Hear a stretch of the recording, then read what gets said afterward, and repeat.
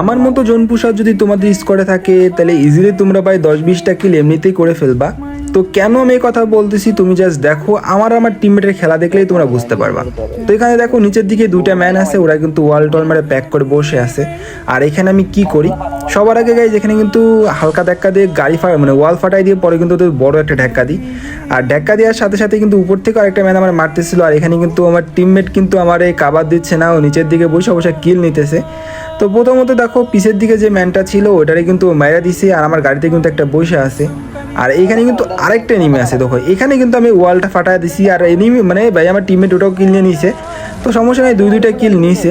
আর এখানে কিন্তু আরেকটা ম্যান আছে ভাই, দেখো আমি যখন এখানে কিন্তু আবার ওটা উড়াই দিছি, আর ভাই এই কিলটাও নিয়ে নিছে ভাই রে ভাই। পরপর তিনটা কিল ভাই এমনভাবে নিল ভাই, কি বলবো, কিছু বলার নাই ভাই। জোন পুষার হয়েও ভাই অনেক কষ্টের মধ্যে পড়ে গেছি। আর ভাই তোমাদের বলে আমি কিন্তু কোনো জোন পুষার না, আমি জাস্ট আমার ফ্রেন্ডের পুশ করে দিচ্ছি জাস্ট ফানের জন্য, মজার জন্য।